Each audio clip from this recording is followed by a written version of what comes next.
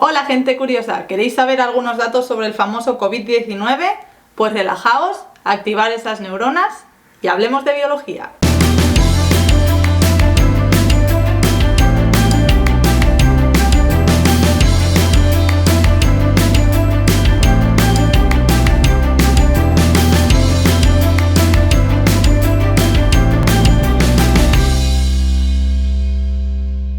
Bueno, a estas alturas ya todos hemos oído hablar del famoso COVID-19, el coronavirus, un virus que claramente nos está afectando a todos, nos está obligando a quedarnos en casa, los negocios están cerrando, los países han cerrado sus fronteras y esto se está viendo a nivel mundial.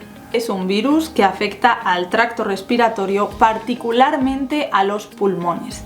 Tiene algunos síntomas que son similares a otras enfermedades que ya conocemos, pero tiene algunas particularidades de las que vamos a hablar en un momento. La principal particularidad que tiene este virus es la rapidez con la que se propaga. Es muy fácil el contagio entre personas y esa es la principal razón por la que nos están pidiendo que por favor nos quedemos en casa. Pero para entender todo esto, primero vamos a empezar desde el principio. Hemos oído que esto es un virus, esa palabra ya la hemos visto en todos los sitios. Pero ¿qué son exactamente los virus? ¿Cómo funcionan?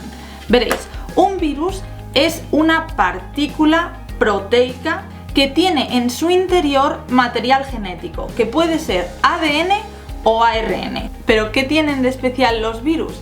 Los virus necesitan estar dentro de una célula para poder dividirse. Los virus están definidos como parásitos intracelulares obligados. ¿Qué significa? Que su ciclo vital consiste en infectar una célula, reproducirse, hacer muchas copias y luego salir. Cada una de estas copias, o más de una, va a volver a infectar a otra célula que va a volver a hacer exactamente lo mismo. Va a parar todo lo que está haciendo, va a crear muchísimas copias de otros virus y estos van a salir. Esa es la razón por la cual los virus solo pueden estar activos fuera de las células durante un periodo muy corto de tiempo, que dependiendo del virus y la superficie puede variar bastante. Este virus en particular, igual que otros muchos, es lo que se conoce como virus con envoltura o virus con envuelta.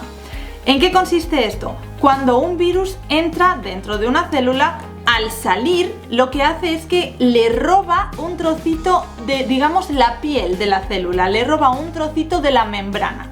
Entonces, ¿qué pasa? Que el virus al salir se va envuelto en esta membrana celular.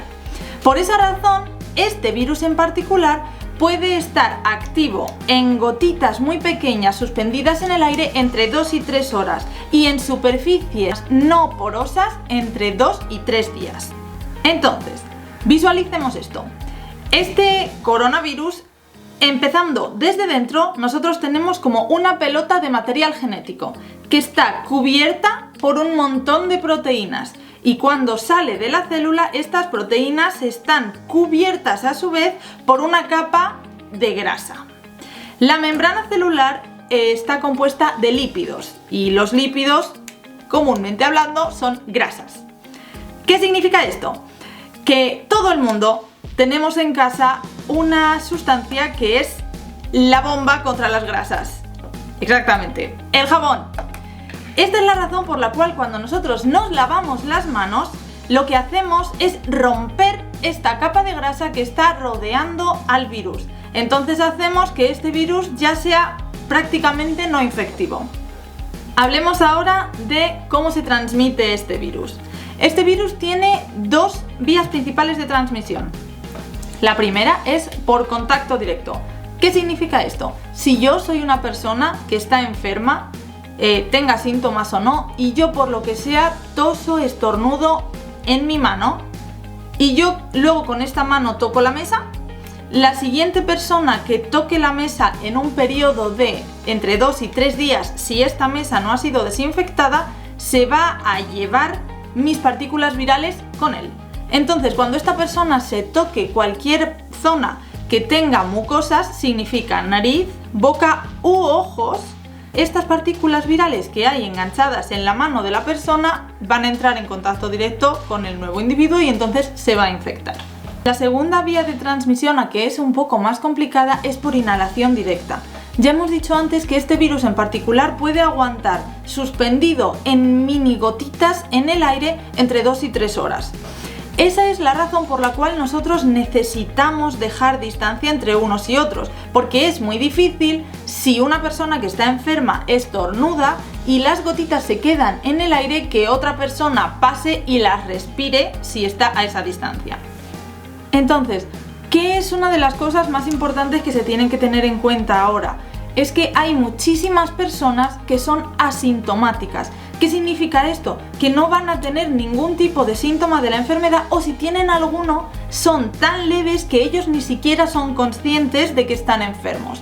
Entonces, ¿qué pasa? Que si yo, por ejemplo, soy un paciente asintomático y yo pienso a lo mejor que he estornudado un par de veces o que tengo un poco de tos por la alergia o por el polen o lo que sea, y yo voy a ver a mi hermana y resulta que mi hermana tiene asma, yo voy a ser el principal causante de que mi hermana se ponga mala, porque yo no sé que soy positiva, y eso pasa en muchísimos casos. Para eso es también muy importante conocer cuáles son los síntomas de la enfermedad y tener en cuenta que no es necesario que una persona presente todos los síntomas para ser positivo. Puedes no presentar ninguno o presentar algunos. Entonces, los síntomas principales de esta enfermedad son dolor de cabeza, falta de aire o insuficiencia respiratoria, fiebre y tos. Por último, algo que también es muy importante conocer son cuáles son los grupos de riesgo. ¿Qué significa un grupo de riesgo? Es el grupo de personas que por lo que sea van a sufrir peores síntomas si por alguna razón se contagian con la enfermedad. Los grupos de riesgo para muchas enfermedades son muy comunes y ya los conocemos todos. Para empezar, las personas mayores.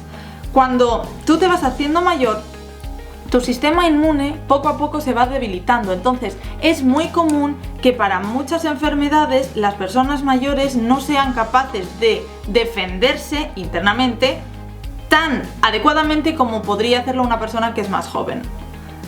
Además de eso, otro grupo de riesgo son cualquier tipo de personas que tengan alguna enfermedad pulmonar, crónica o puntual.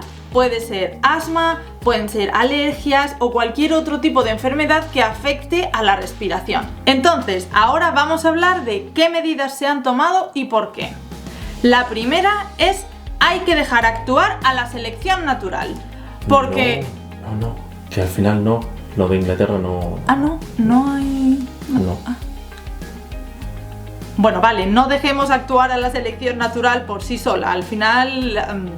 cargarse a medio país no ha sido la mejor idea, pero lo que sí podemos hacer es lavarnos las manos. Eso es muy importante. Ya hemos explicado por qué, pero lavarnos las manos es una de las medidas más importantes que podemos hacer para evitar tanto contagiarnos del virus como transmitirlo a otras personas en el caso de que seamos positivos. La siguiente medida, y claramente la más importante y la que se ha visto que es efectiva, es respetar la cuarentena y quedarse en casa. Es muy importante que todo el mundo se quede en casa. Es entendible que bajo ciertas circunstancias hay que salir de casa. Por ejemplo, en el caso de que uno tenga mascotas, a las mascotas hay que sacarlas, pero no aprovechemos a sacar a las mascotas 2 horas 8 veces al día, porque es lo que nos permiten. O si tenemos que bajar a comprar, bajemos a comprar una vez a la semana para toda la semana si es que encontramos lo que tenemos que comprar. Reducir el número de veces que se sale al máximo posible, porque si no, no sirve para nada. Ahora bien, en el caso en el que ya no haya más remedio que salir, por favor, mantened una distancia entre personas. Si veis que hay más personas en el mismo sitio que vosotros, mantened una distancia mínima, por lo que hemos hablado antes de las mini partículas. Nosotros no sabemos si la persona que está delante de nosotros es positiva o no. Y no solo eso, nosotros no sabemos si nosotros somos positivos o no. Entonces, dejando esta distancia mínima entre las dos personas, reducimos muchísimo la posibilidad de contagio por inhalación. Una de las cosas que pasan en la cuarentena es que si tú eres positivo asintomático, o sea, eres positivo y no lo sabes, tú estando en casa sin estar en contacto con nadie más, tu sistema inmune va a luchar contra el virus y va a acabar con el virus. ¿Qué pasa? Que después de ese periodo tú ya no vas a ser infeccioso para nadie más, tú ya no se lo puedes pasar a nadie más.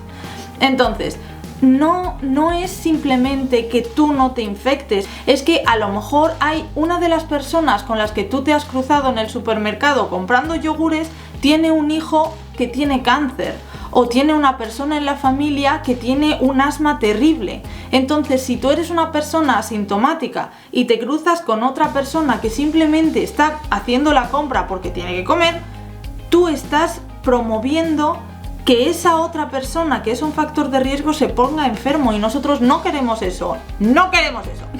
Os voy a contar ahora un ejemplo de lo que no se debe hacer. Nosotros vivimos en Estados Unidos y en este país ahora hay unas vacaciones que se llaman Spring Break. Los estudiantes utilizan estas vacaciones para ir a lugares muy concurridos como Florida u otros lugares que son muy turísticos, lo que significa que hay muchísima gente, mucha gente toda junta. Cuando empezó a aumentar el número de casos de coronavirus en este país, lo primero que hicieron las universidades fue empezar a tomar medidas, y una de las medidas que tomaron fue aplazar una semana el inicio de las clases para que los estudiantes les diera tiempo a volver a casa y mantenerse aislados hasta volver a empezar.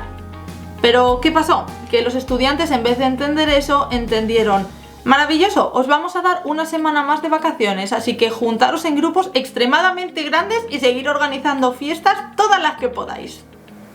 ¿Qué significa eso? Que en un grupo muy grande de personas jóvenes que están todas juntas va a haber muchos casos de gente positiva que tiene síntomas muy leves o no tiene síntomas. Pero ¿qué pasa? Que ahora todos vuelven a casa, vuelven a las universidades. ¿Y qué va a significar esto? Que cuando empiecen a ponerse en contacto con sus compañeros de clase o con sus familiares, va a empezar a haber un incremento en el número de casos que va a ser abismal. Y todo eso porque no se han quedado en su casa. ¿Qué va a producir esto? Que mucha gente va a ponerse muy enferma y mucha gente va a ir al hospital. ¿Y qué va a producir? Que mucha gente vaya al hospital de golpe, que va a haber un colapso del sistema sanitario. Yo sé que habéis oído estos términos muchas veces en las últimas semanas. Entonces, lo que está pasando es que hay muchos más casos de los que los sistemas sanitarios son capaces de atender. Entonces, no hay camas, no hay personal, no hay equipo, y los casos siguen aumentando. Y ahí viene esta famosísima curva que habéis estado viendo en todos los medios y en todas las redes sociales. La curva. Vamos a reducir la curva. ¿Qué significa reducir la curva? Básicamente significa: vamos a disminuir el número de gente que va al hospital para que los hospitales sean capaces de tratar a las personas que ya tienen. Si el número de personas que ingresa a un hospital sigue subiendo, el hospital, por mucho que haya algunas personas que van a salir porque ya se han puesto buenas, no va a ser capaz de tratar a todo el mundo. Entonces, lo que significa reducir la curva es: vamos a dejar que los hospitales trabajen con el número de personas que ya tienen para que se baje la carga y puedan volver a empezar a funcionar como es debido. Y ya para ir terminando, ¿qué es lo que tenemos que hacer para ayudar a que todo esto baje? Lo primero, ir todos a comprar armas. ¿Tú crees que funciona eso contra un virus? Hombre, si tienes buena puntería, ¿no? Ahora, fuera de bromas, esto está pasando muchísimo aquí y a nosotros eso nos ha parecido francamente interesante, pero oye, aquí cada población tiene una forma de llevar el estrés, ¿no? Ahora ya hablando seriamente, un poquito más. ¿Qué es lo que tenemos que hacer? Lo primero, no entremos en pánico si empezamos a tener algunos de los síntomas.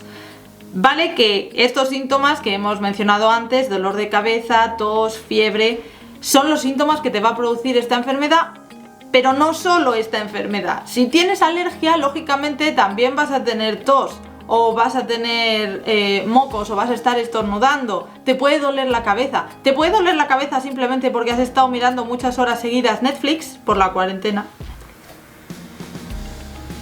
Siguiente, respetemos la cuarentena. Por favor, vamos a quedarnos en casa. Es muy importante, no solo por ti, piensa en todas las personas a las que estás ayudando. Yo sé que es difícil de imaginar y yo sé que es un aburrimiento estar encerrado en casa todo el tiempo, pero realmente es la medida que más está funcionando en todos los países, así que por favor, quédate en tu casa. También que no se nos olvide la higiene, lavarnos muy bien las manos y además limpiar muy bien todos los productos que traemos del supermercado. Esto parece obvio, pero no es solamente los productos que vas a consumir, sino todos los envoltorios de lo que venga del supermercado, o sea, latas, los paquetes de huevos, los yogures, todo lo que haya estado en un lugar que ha podido estar en contacto con gente que sabemos o no sabemos si es positiva, hay que lavarlo. Y por último, si conoces a alguien que sea una persona dentro de un grupo de riesgo, cuídalo, y eso no significa ve a verlo, significa asegúrate de que mantiene la cuarentena, asegúrate de que se limpia muy bien las manos, asegúrate de que no se siente mal, haz videoconferencia con ellos de vez en cuando, llámalos, estate pendiente de que están bien, pero esa es la forma de cuidarlos, no ir a verlos, así que ya sabéis. Esperamos que os haya gustado mucho, dejadnos en los comentarios sobre qué temas os gustaría que habláramos de biología y por último, como decía Einstein, nunca dejéis de haceros preguntas porque la curiosidad tiene su propia razón de existir. Nos vemos pronto.